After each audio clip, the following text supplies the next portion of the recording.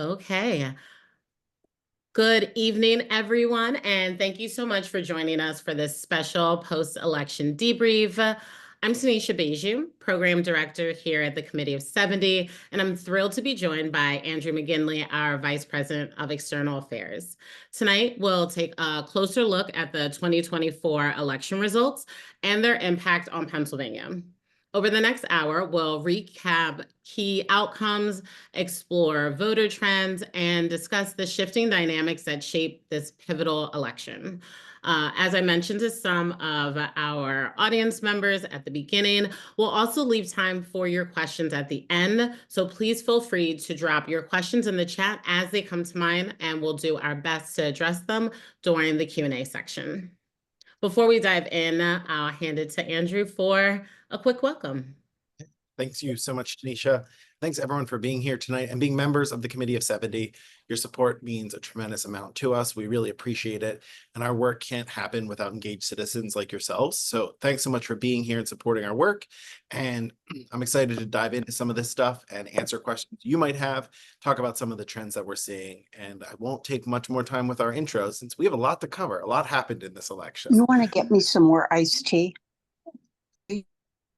And I think our friends just noticed, but if you could please make sure to mute yourself, unless we're all getting iced tea, because I would love that.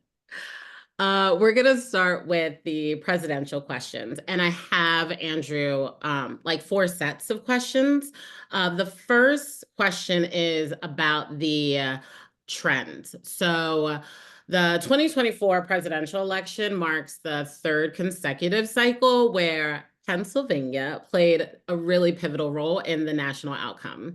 So to better understand the trajectory of that voter support, it'd be great for us to focus on how President-elect Trump's performance changed over the years in Pennsylvania, and then if we have time, Philadelphia specifically. So first, could you walk us through how Trump's share of the vote in PA evolved across the past 3 elections? 16, 20, 24. And then if possible, let us know what these trends tell us about shifting voter dynamics. Yeah, it's a great question. You know, as we were preparing for this election and talking to folks about Pennsylvania and why Pennsylvania is so important, especially to talking to international media or media outside Philadelphia, you know, a lot of things I stress is that like we are a true swing state, right? And we've seen this again. This is a state that President Trump won in 16, lost in 20, and now has won again. So it's one of those rare examples where a person has been on the ballot 3 times in a row, and you saw slightly different outcomes each time. The biggest thing is that, you know, in 16, President Trump was successful. He won, but he did not win more than 50% of the vote in Pennsylvania. He came in at like 48.6. That was an incredibly close race. And in 2020, it was a really close race as well, where he had about 48% of the close to 49% of the vote. But ultimately, President Biden was successful in 2020. This time he broke 50%. So that's a pretty big shift for Pennsylvania from 2020. And it just sort of illustrates how successful his messaging was across the Commonwealth and really focus on turning out the vote here in Pennsylvania. So we've seen a lot of shifts. I think it's probably important to talk about a couple of different areas of the state, if that's okay. But ultimately, you know, the suburbs accounted for a pretty big shift, or at least illustrated a pretty big shift for President Trump. He won 37,000 more votes in the suburbs than he did in 2020. And that was about 1/3 of his statewide overall margin. So that is a pretty big shift. We have seen over the last 10 years or so, really what people refer to as like the bluing of the Philadelphia suburbs. Those collar counties have become much more Democratic leaning. So this was a pretty big shift for the president-elect. For the president, I'm going to call him he was the president. President Biden is the president. He will be the president again. So they're both the president in this conversation. I trip over president-elect. And we saw him focus on that area. I mean, he really focused. He did visits in that region, in the Philly suburbs a lot. And that paid off for him ultimately. Some of the like working class suburbs like Bensalem in Lower Bucks County actually flipped to President Trump. So that was a big shift for him.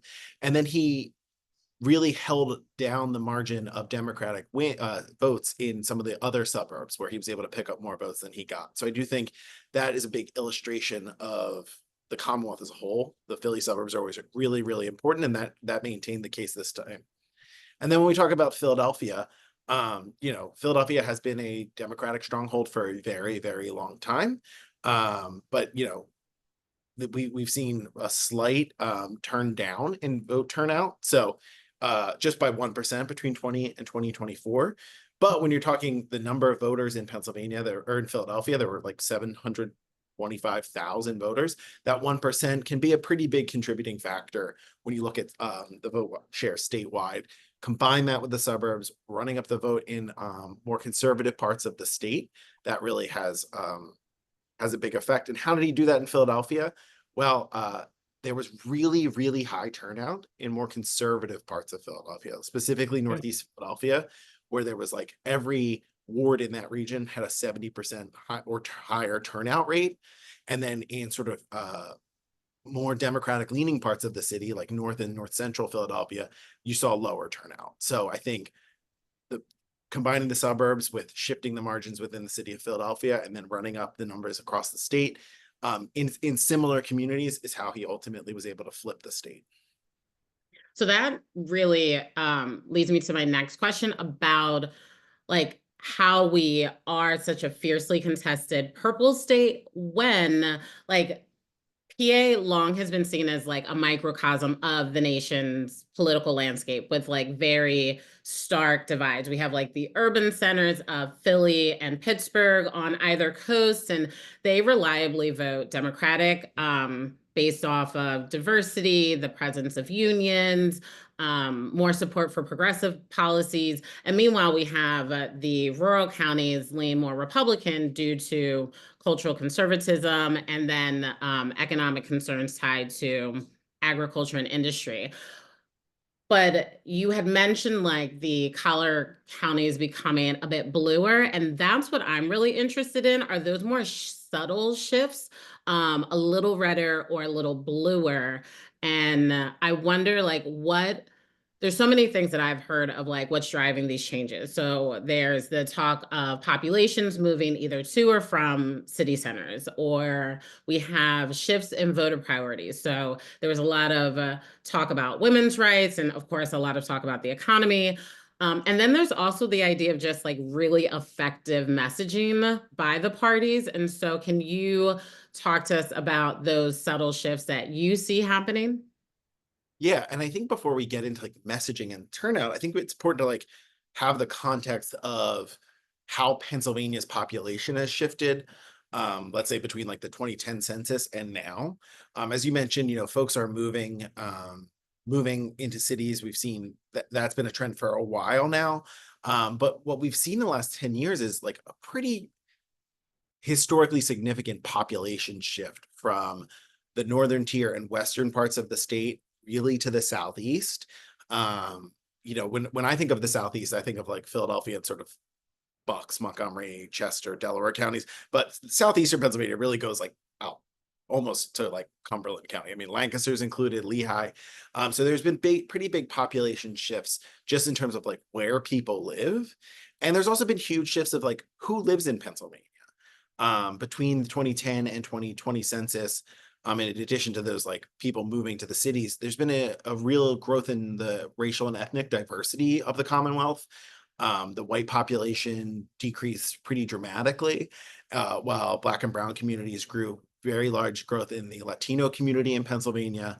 And so the Pennsylvania that was, that people were running in 10 years ago is very different.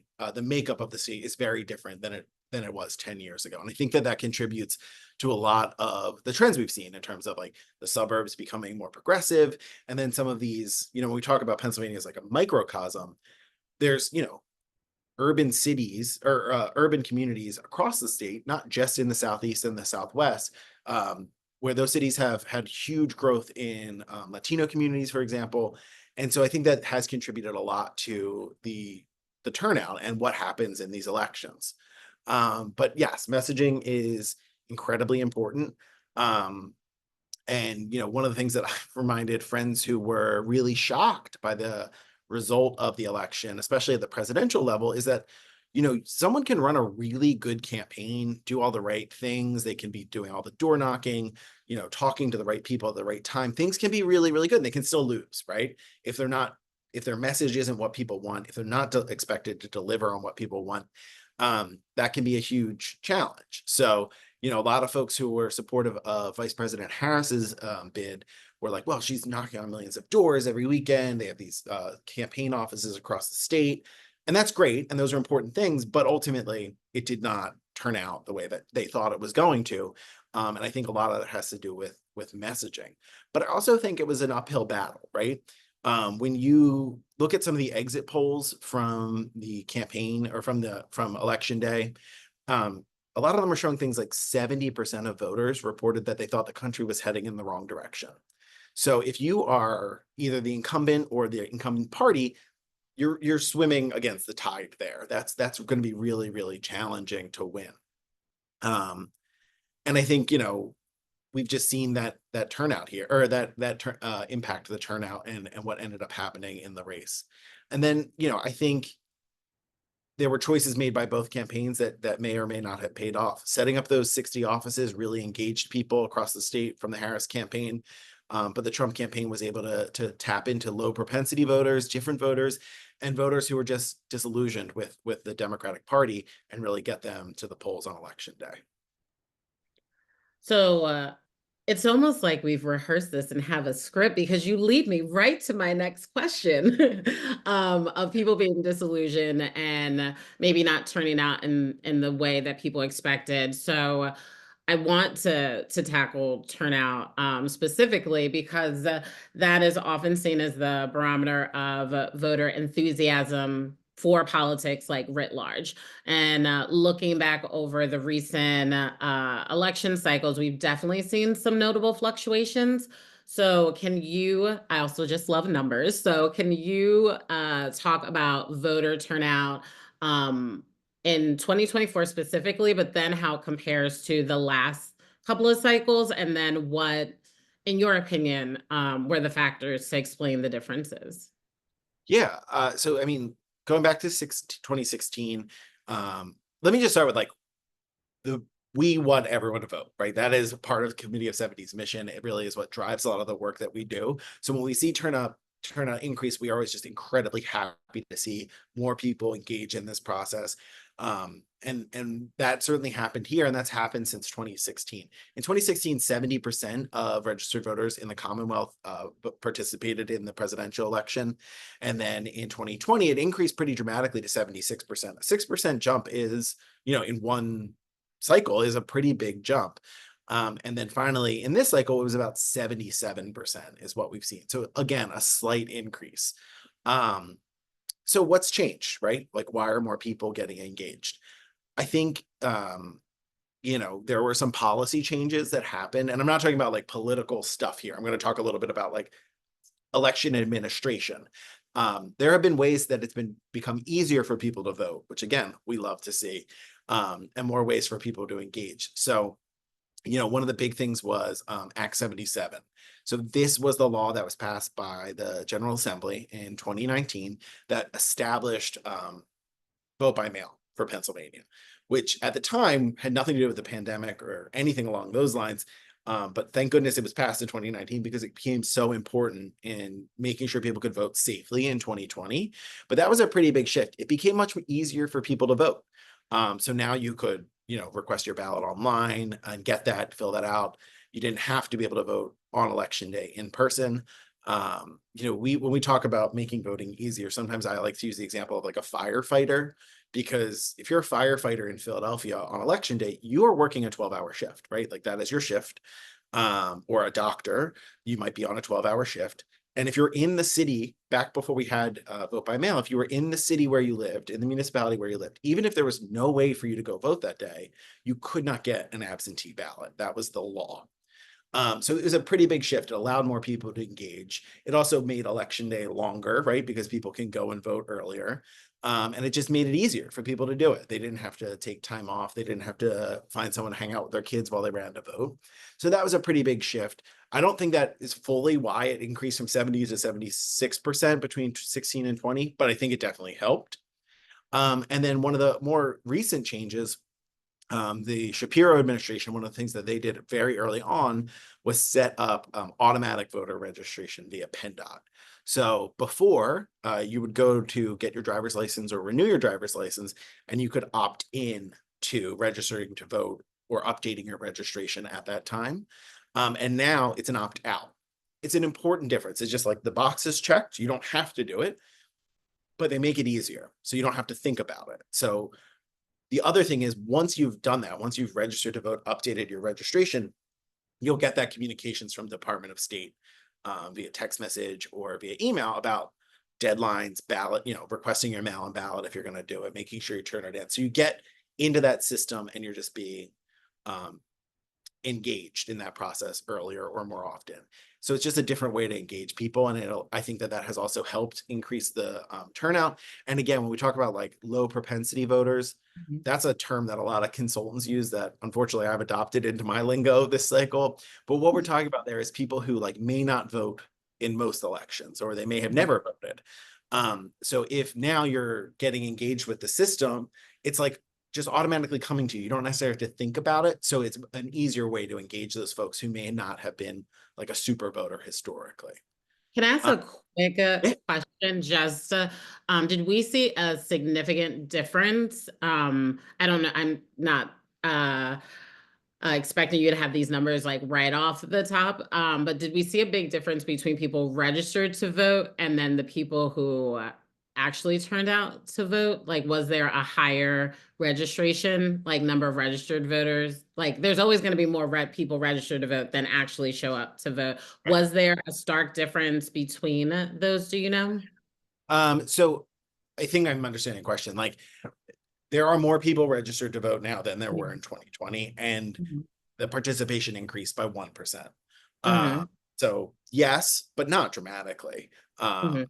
Again, it's like 700,000, or I'm sorry, 8 million folks in Pennsylvania vote, roughly about that number between the two elections. So it's shifting, and I think it's probably shifting a little bit of who is voting. Mhm. And then the last policy thing I want to get into are our favorite topic, satellite election offices. So satellite election offices are they were a big issue in this cycle, sometimes for good reasons, sometimes for bad reasons. But they got a lot of attention. And just to make it clear, like when we talk about early voting, Pennsylvania does not have early voting. There are other states where you can go, you can say, hey, I'm registered to vote.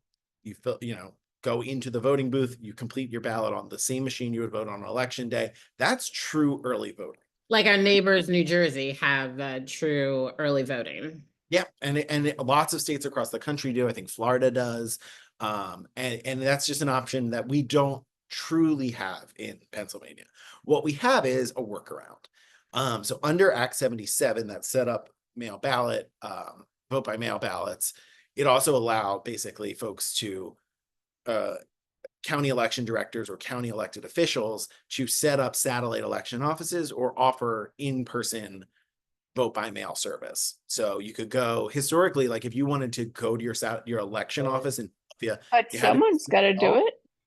or you had to go to um City Hall, or you had to go to Delaware and Spring Garden. Those were like the only offices. Well, now there's 10 satellite election offices across the state, across the city, where you can go fill out the mail ballot application form, be handed your ballot, complete it, and then hand it back in. So that's actually how I voted this cycle, because I was busy on election day, as everyone at Committee of 70 was.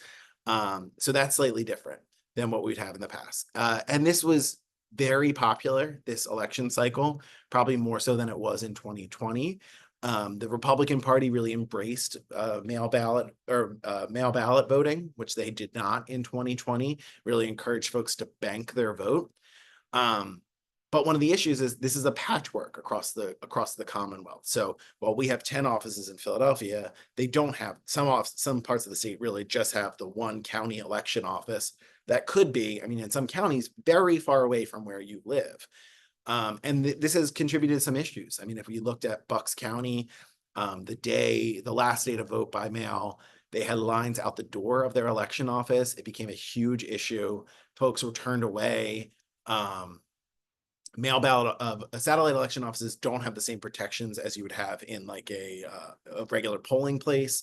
So that was a big issue. It required the courts to intervene in Bucks County, and ultimately they said you have to keep this office open for additional hours, I think for like 3 additional days, because so many folks were turned away. So we don't love to see that. The patchwork sort of nature of how each county handles it it's not fair. It would be really great. We've urged the legislature for years now to step in and help make uniformity in this. They have not done so yet, so hopefully they do sometime soon.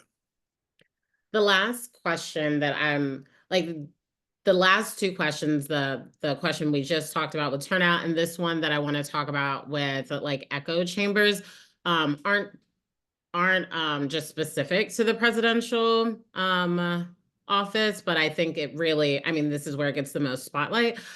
So whether you want to talk, frame it for the election that we just have or moving forward to future elections, as we saw so much political divide, and a lot of that seems to stem from voters clustering in counties that really reflect their ideological preferences, like their beliefs. And so that seems to create these echo chambers that really reinforce beliefs.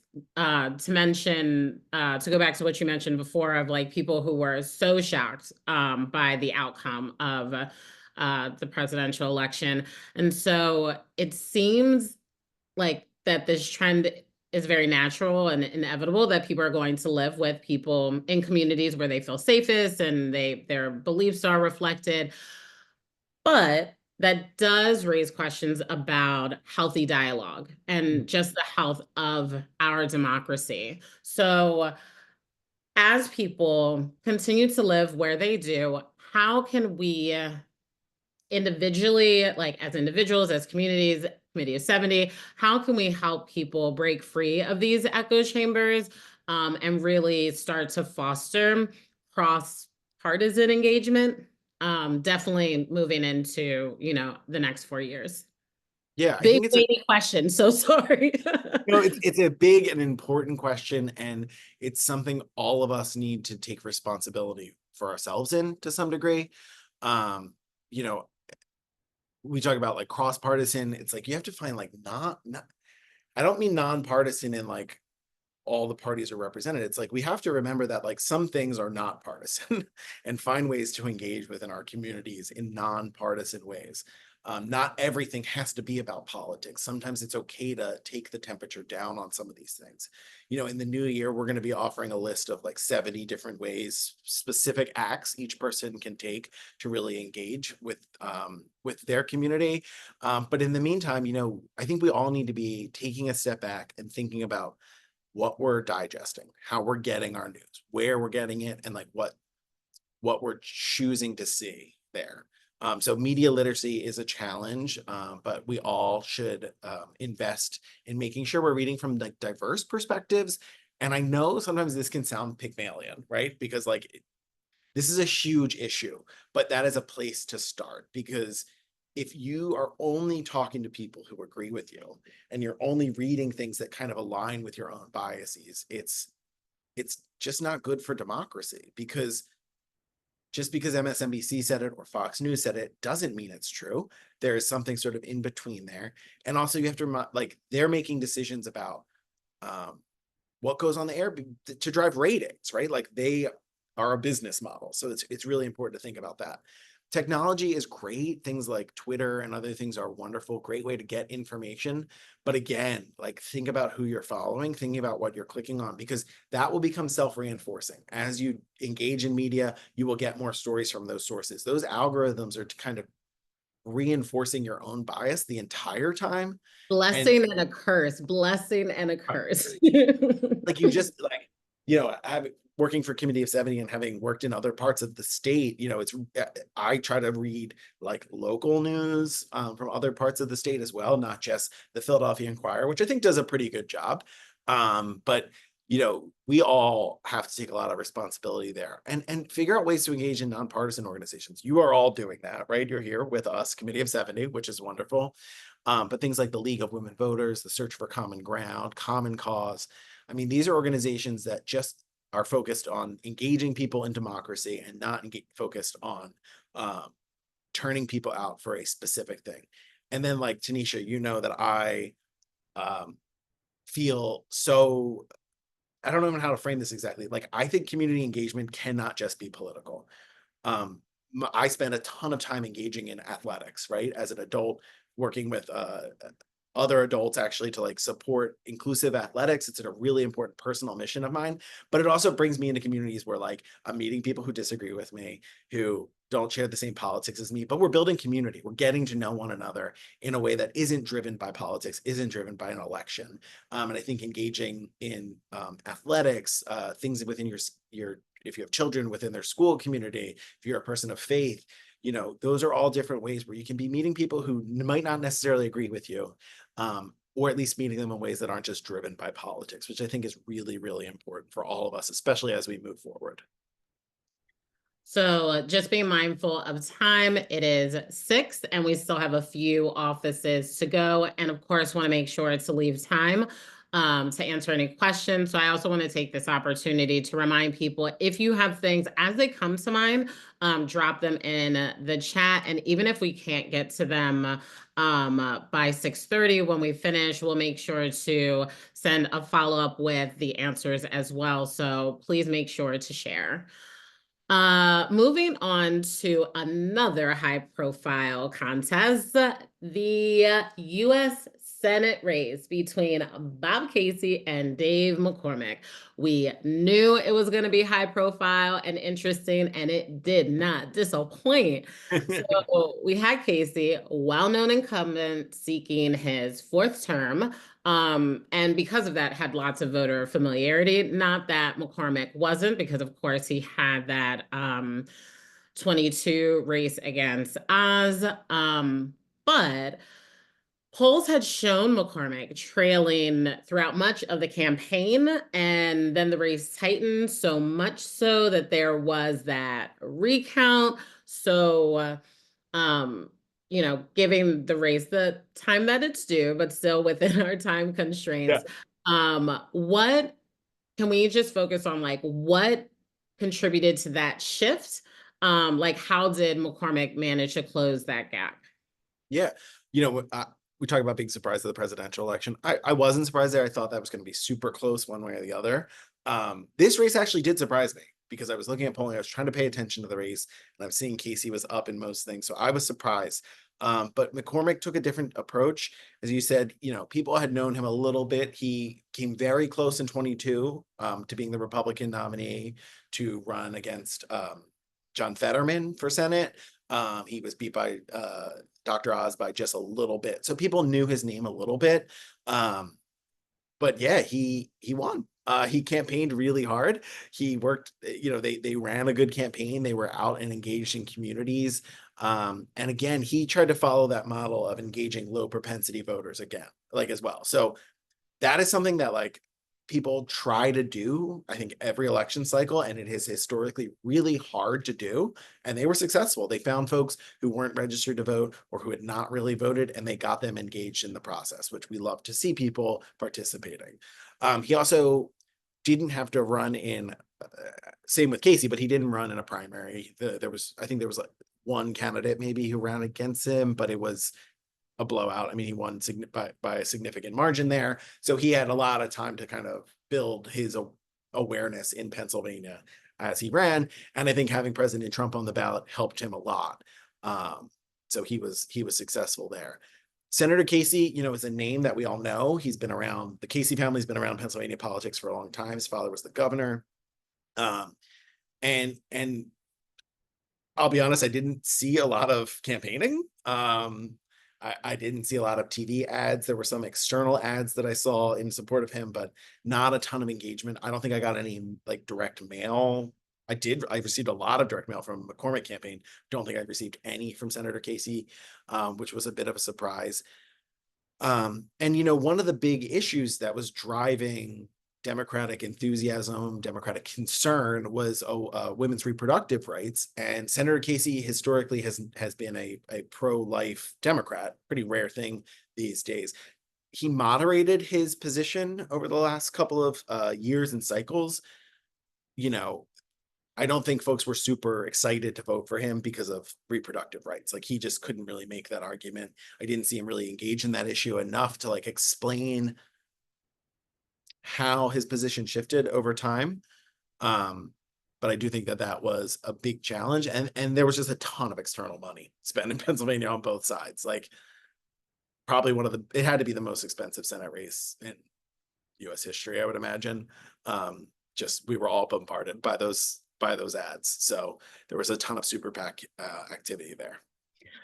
Yeah, definitely interrupting my Phillies games throughout the fall season. It was like every other one was about that race.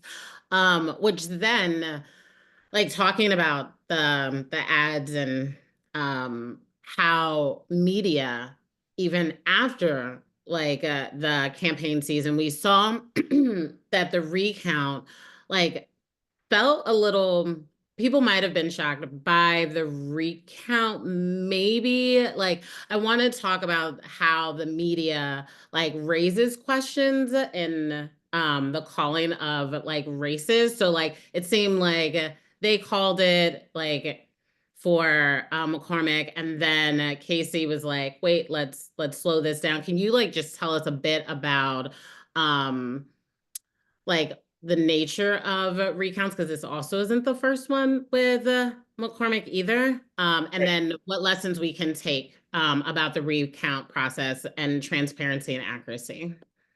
Yeah, we talk about election results as like something that the media reports on election day. Those aren't election results, right? Any data you get from the Department of State, who runs elections in Pennsylvania, is unofficial data until the election has been certified. There's a whole process for that. But the media, the media's role in calling races is interesting. Obviously, that was a disaster in the year 2000, controversial in 2020, and I think there's a lot of hesitancy in calling races, and for good reason, because you don't want to get it wrong. The Associated Press called the McCormick race like on election day or the next day. They called it pretty early. And ultimately, there was less than half a percentage point difference between the two candidates. So it was a really, really close race. And so the Associated Press made that decision, and you didn't see that decision made across the board, which often one media organization calls it and then others sort of follow suit. There were independent decisions across the media landscape to like not call that race because it was so incredibly close. There were a lot of provisional ballots that needed to be counted. There were a lot of issues that just needed to be sorted out. And again, it came down to less than half a percentage point. So under Pennsylvania law, if a race is less than 1/2 of 1% difference between the two candidates, there's an automatic recount. So that's what was triggered here. And the way that works is, when you vote, there's a paper ballot that is produced. So, you make your selections. If you're in Philadelphia, the thing comes down on the side, you can look at it, check it, and then you cast your ballot. So all of those paper ballots are then re-scanned through a different machine. It has to be through a different machine. It can't be the same one that was used on election day to scan those results. And so they're all re-scanned to check to see what the difference is. And so that's how that process works. Candidates can't request a recount, a statewide recount. So it has to go through that. It's automatically triggered. And what we saw here was there was not, I don't know if there was any difference at all between them, but Senator Casey conceded, I guess, while the recount was still happening. I think it had already started. So Can they decline a recount? Like even though you can't request one, can you decline a recount, especially because aren't they like $1 million? Oh, I think it's like closer to $3 million. It's very expensive because it's a lot of time. It's a lot of human time, right? Taking those ballots, scanning them. You're talking about millions of ballots statewide. So it's a human-centered, human-heavy process. So yeah, I think if you concede the race, you can decline, Mhm. even if it's automatically triggered. Gotcha. Whew, that is all intense. There, and again, McCormick was also involved in a recount during his previous Yes, race. he and Well, Dr. Oz were so close in the 22 primary that there was a recount triggered there as well, and it mhm, confirmed the same result. I think a gotcha. couple hundred votes shifted statewide, but But it not wasn't enough to change.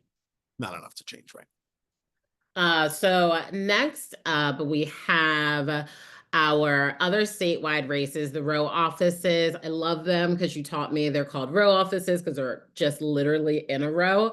Um, uh, that would be Attorney General, State Treasurer, and Auditor General. So I want to group them into two, talking about AG first, and then talking about Treasurer and Auditor together.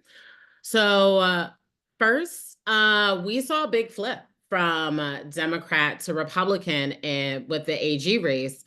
How did the candidates' name recognition and then campaign priorities influence the outcome? And then we did see in August the introduction of third-party candidates. So can you let us know if that had any impact on the final results as well for AG race? Yeah, I would say like if I can start on third party candidates, a lot of folks will say like, oh, if you're voting for a third party, you're taking away a vote from another party and that could cause them to lose. Well, it's like uh, who you vote for is your personal choice. Like it's the campaign's responsibility to convince you to vote for them. That is their job. Um, they don't own any votes. So if you choose to vote for Joe instead of Jeff, like that is your choice. But even regardless of like your philosophical thoughts on third parties, it did not contribute to the outcome of this election at all. One of the things that it was a flip, which is true, but there wasn't an incumbent, right? Much like actually at the presidential level, because the last elected attorney general was Governor Shapiro, right? So he was elected, his first deputy replaced him, so he was not on the ballot, and his first deputy did not choose to run. She decided not to pursue it. And we had a really close primary on the Democratic side where Eugene DePasquale won, not by a lot, but won. And he had been previously the Auditor General of Pennsylvania, so he's had success on a statewide ballot in the past. He ran for Congress in Central Pennsylvania, very deep ties in like Western PA. So a name that a lot of people knew. But again, he still was not the incumbent. He's not been in office for a number of years at this point. And then Dave Sunday, who is the Attorney General elect, is a current prosecutor in York County. He's been there in their district attorney since 2018. So he's a known commodity within the Republican Party, and they really rallied around him. He had a challenger in the Republican primary, but I think he ended up getting about 70% of the vote or something like that. And the party really, for lack of a better term, like cleared the field for him. Like the Republican Party, I think, wanted to avoid some of the issues they saw in 2022, and they wanted to get behind a candidate and say like, we want this guy. And they did, and he was really successful. Why? Hard to say exactly. Again, I think having President Trump on the ballot helped turn people out. A lot of that outreach to low propensity voters definitely helped. But also, like, crime has been a growing concern across the Commonwealth, specifically in urban communities. It's an issue that the media leads with often. So it's, one person was running as more of a tough on crime candidate. And I think folks ultimately just chose that message over what DePasquale had to offer. So turning to the two other row offices, State Treasurer and Auditor General. So they both play vital roles in ensuring PA's fiscal health and accountability. Definitely want to make sure to say that tagline because I feel so often people know of the offices, but often don't know very much what they do because they just don't receive as much attention. How However, this year, the incumbent treasurer, Stacey Garrity, not only secured re-election, but broke the record for the most votes ever cast for a statewide office, even surpassing Governor Shapiro's previous record. So definitely shining like a spotlight on those offices. Can you talk to us about not just like who won, but also um how people are winning with the elimination of this straight ticket voting? Because you had mentioned a couple of times like, and it helped that Trump was at the top of the ticket, but unlike before where it's just a straight ticket, like people do have to continue to go down ballot. So can you just talk to us about, definitely how could someone like Stacey Garrity, in a role that we don't often think of, have a record-breaking total in that kind of condition? Yeah, it's actually the lack of straight party ticket voting is something that I meant to bring up earlier. So thanks for bringing it up. So Act 77, that same law that created mail-in ballots, got rid of straight party voting. So before 2019, you could go into the ballot and just hit Democrat, Republican, and they were all filled out on the ballot for you. And you just hit cast and your vote got cast and you didn't really have to think about it. That was removed as part of the establishment of mail-in ballot voting. It was a political trade-off between the parties to make that decision. So I do think that that means that candidates seeking these row offices like have to campaign a lot more because people are paying attention. And that's sort of what we've seen in 2020 when Treasurer Garrity was successful. So she's the incumbent. And she's been in office now for 4 years and she got 3.5 million votes. It is record setting for Pennsylvania. There's a couple things that I think, impacted her. Her message is resonating. She is popular clearly within Republican community, but also just across the board in Pennsylvania. And her challenger, and this is not to take away from the work that Treasurer Garrity did in this election cycle. She also had like a bad challenger, much like Governor Shapiro had when he ran against Doug Mastriano, who just like wasn't popular and wasn't really good at campaigning. Treasurer Garrity's challenger, Aaron McClellan, was sort of an upset win in the primary. Democrats had rallied around a state representative who was seeking that office. That was Pizarro. Yep, Brian Pizarro was beat by her in that race, and she, had some pretty outspoken criticism of Governor Shapiro, who is, regardless of your politics, like a very popular elected official in Pennsylvania.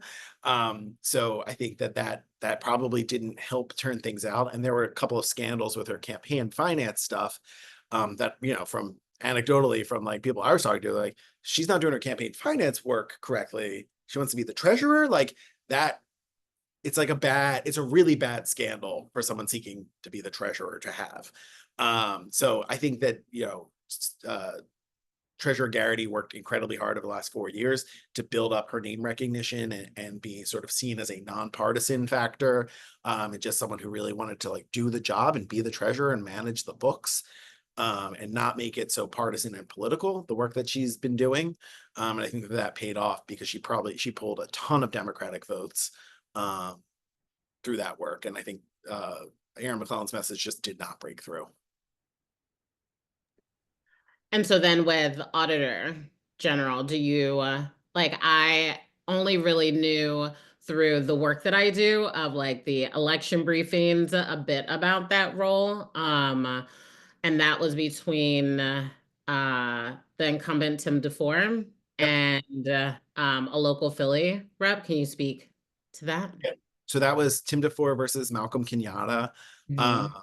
Again, Auditor DeFore was elected in 2020. Like, has not sought to be like partisan in the work that he's doing, or at least in sort of like his branding, has just sort of tried to do the work. It appears, that's been his message. He's been like an auditor. That's the kind of work that he wants to do with his entire life. So this was like, I think he has said publicly, like, I've always wanted to be a state auditor general. Like, this is what I've wanted to do with my life. I'm an auditor. This is what I do. And I think that message resonated. Because I think these roles are really important, but I also think people kind of want some of the politics taken out of the role, right? They're elected officials, but the responsibilities are different. than you would have like if you're just a congressperson, because you're managing pretty big operations. Malcolm Kenyatta is a state representative from North Philadelphia, who ran. He's a well-known name, who worked incredibly hard. You saw him campaigning across the state. Again, he's state rep. He ran for Senate in the Democratic primary in 2022. He's young, he's ambitious. I think this is not the last time we'll see him run for something, but he was reelected to his state house seat, so he'll remain a member of the General Assembly here from Philadelphia. And I just think his message and his campaign just couldn't overcome this sort of like red wave that we saw across the state. So final offices on the ballot have to do with our US and our state legislatures. It's always, whenever I am doing my briefings, my election briefings for people, like the federal races are really easy because they're the flashiest. And then you have your local races, which are just, they're in your face, them. Definitely state legislature is all state politics. I feel is very much middle child, gives very middle child energy. So can you just start? It's about 6:20, so I know I'm gonna ask a lot of you so that we can still leave time in case anyone does decide to put something in the chat. But before we talk about the specific races, can you just differentiate for us US legislature versus the state? Yeah, and as the middle child, personally, no, I agree with your assessment. So when we talk about Congress, that's Washington D.C. That's your members of Congress, your senators, and then we have our state legislature, our state general assembly, we call it. That's in Harrisburg, where they are making decisions about state policies, the state budget, which obviously has huge impacts. State, when you're talking about highways, all of these different things, a lot of those decisions are made on the state level. They trickle down to the city level, but they also are impacted by what's happening in Washington, how much money is coming out from the federal government. So they are kind of the middle child, but they are incredibly important and have a huge impact on what we do. The state runs elections, right? Like that's an incredibly important state responsibility. So they are the middle child. We all should be paying more attention to what happens there. We have at 70, we have our incredible How Philly Works guide. My goal is to make a How Pennsylvania Works guide that hopefully can be equally as good. It's a high mark that y'all set with How Philly Works. So that's a big project that I want to work on, but to help people understand how the legislature works, what happens in Harrisburg. It's not that far away, guys. I used to commute there every day via train. I highly recommend you go. But not on the train, maybe. First, let's talk about Washington first. Yep. So what happened in the US House races for Pennsylvania? Yeah. So on the US House, we have 17 seats in Congress. That number has gone down basically each census cycle for the last couple of years. And there are but there are some really safe Republican seats, some really safe Democratic seats because of that political sorting of where people live. But then we also have some marginal seats, some seats that really either party could win. And every election cycle, people try to win. So that's what we saw. There were two big flips this cycle, both from Democrat to Republican seats. Matt Cartwright, who I think is a 6-term member of the House, lost to his challenger, and Representative Susan Wild lost as well. Those were two seats that both parties were really focused on because the margins in Congress are so tight in terms of who has the majority. And again, that Republican message it just carried the day.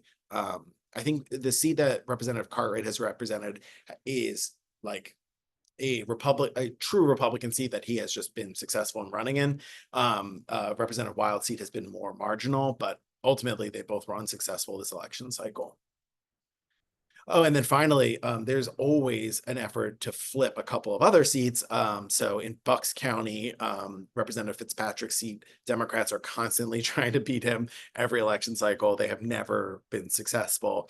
And then Scott Perry, who represents a portion of central Pennsylvania and was really heavily involved in like the January 6th investigation, the Democrats tried to beat him, but with a good challenger who was pretty well known. She came much closer than people expected, honestly. So I imagine she will run again, and Democrats will probably put a lot of money into that seat, but they were not successful in either one.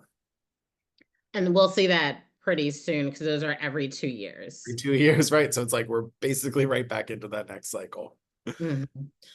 Switching over to General Assembly, starting with the PA Senate. Were there any major top headlines for There that? were.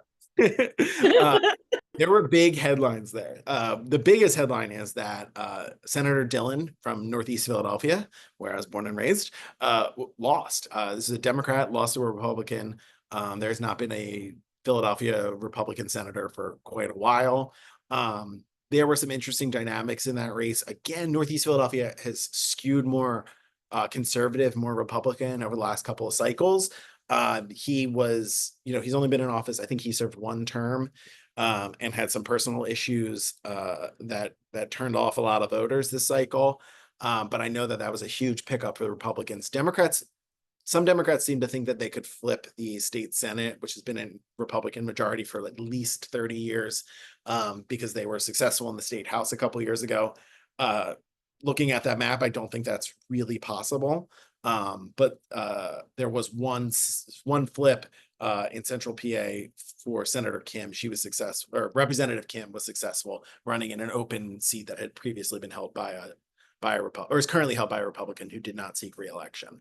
But ultimately, Republican control remains in the Senate and probably will for some time. And I'm really interested to see what happens with Joe Picozzi, who's our incoming Republican senator from Northeast Philadelphia. Ooh, makes me nervous to ask about the House. You want me to be short, and I used to work there, so I have a lot to say. I know, because that's why I'm looking at the time and I'm like, there are definitely things to say. And plus there's so many more seats, of course, to talk about. But what was the outcome of the major races for PA? And then what does that mean for us moving forward? Yeah. So the State House remains in Democratic control. Speaker McClinton, who is from Philadelphia, will continue to be the Speaker of the House. There are 203 seats in the state legislature, so you need 102 to have the majority. Democrats had 102 last cycle. They have 102 this cycle. That they were hoping to expand that majority because it is a really tough majority to manage. They did not. It ultimately came down to, which is no surprise to anyone, Frank Burns, who is a Democrat who runs in a heavily Republican district, sort of in the middle of the state. He is an incumbent. He works really, really hard for his district, and he was reelected. So ultimately, it came down to that seat, which took a couple days to call. Locally, the only big issue in Northeast Philadelphia, Representative Boyle, State Representative Boyle, not to be confused with his brother, who is a congressman, had some personal challenges, lost in his primary, and that was a seat that is marginally Democratic, right? Republicans thought they could pick that up. They ran a really strong campaign. It was close, but Sean Doherty was elected, so he'll be the new representative. So that stays in Democratic control, and the House stays in Democratic control. What does that mean? Ultimately, it's a different negotiating tactic. It's a bipartisan negotiation on policy issues between the two chambers, which is new. I mean, that has not been the case for some years until last cycle.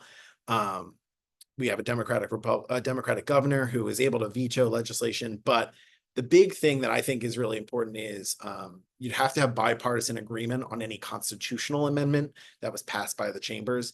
Constitutional amendments don't go to the governor for signature. So even if you had a Democratic governor and both chambers were controlled by Republicans, a governor couldn't veto that legislation. So because of this, there was a sort of a movement during the Wolf administration to sort of legislate through constitutional amendment to work around the governor. That would not be able to happen without Democrats agreeing with Republicans on whatever those amendments were.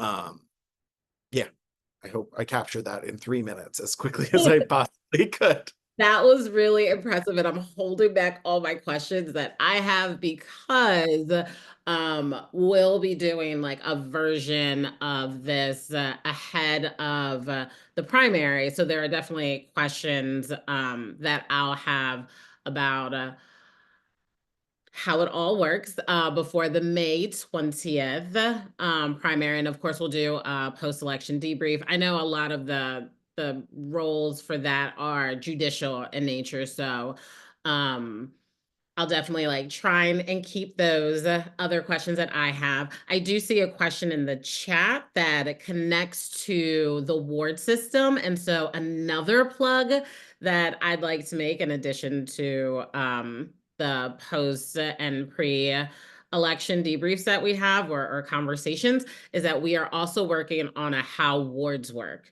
guide. And so that one is definitely coming out sooner than the how PA works or should Yes. work.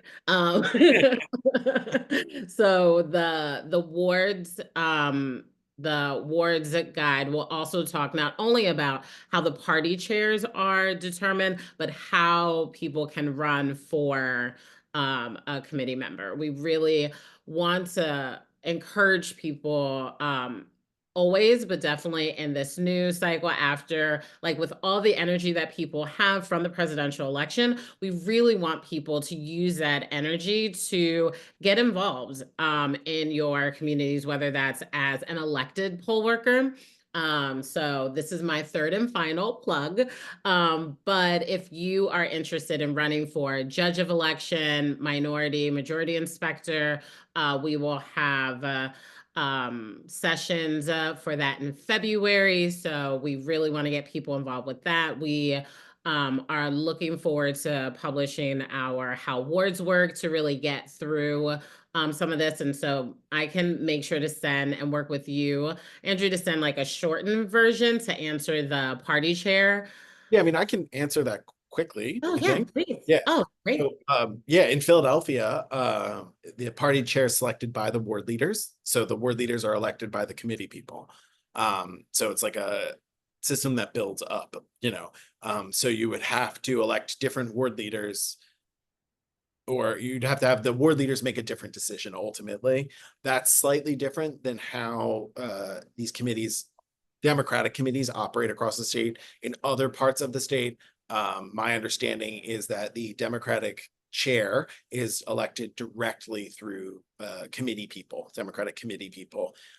In Philadelphia, we have a more regional system, I guess would be the way to describe it, where like a committee people elect a ward leader and the ward leaders select the party chair. The other question, the only other one that I see on here, and I do understand if people, because of time, it's 6:31, if you need to drop, we absolutely appreciate you being here. Thank you so much. But the only other question, if it's okay, Andrew, says, other than spending more dark money than the other side, can anything be done to prevent the dumping of huge amounts of dark money and ads in the final days, like we saw in some of the campaigns? Yeah, I mean, it is a very difficult challenge. Money in politics is obviously a huge issue. It impacts democracy across all levels. The short answer is it's like really hard to fix it. U.S. Supreme Court in the Citizens United decision really opened the floodgates to this.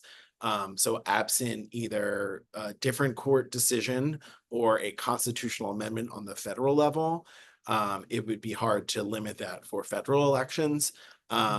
We can advocate for additional transparency or campaign finance limits, different than super PAC spending, but like in Pennsylvania, if you want to give money to a state representative, there isn't a limit outside of Philadelphia. Whereas like in Philadelphia, things are capped.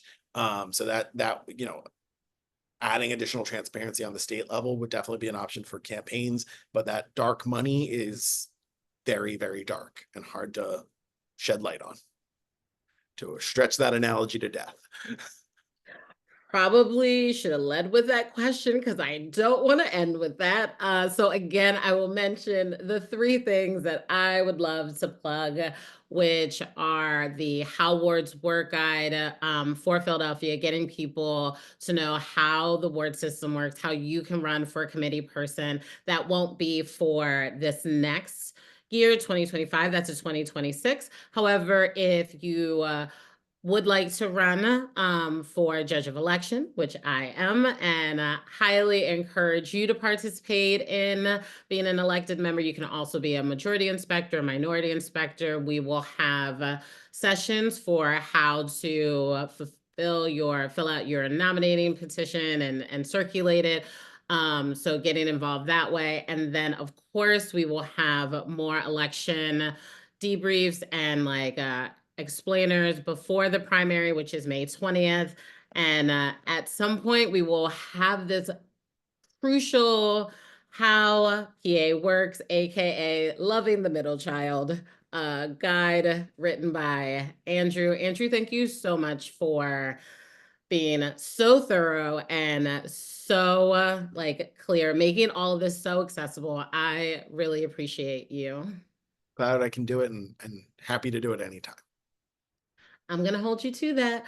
All right. Thank you, everyone, for joining us. Thank you for staying the extra 4 minutes. Appreciate you. Have a great evening and a happy holiday. Yeah. Have a great evening, everyone. Thank you. Bye.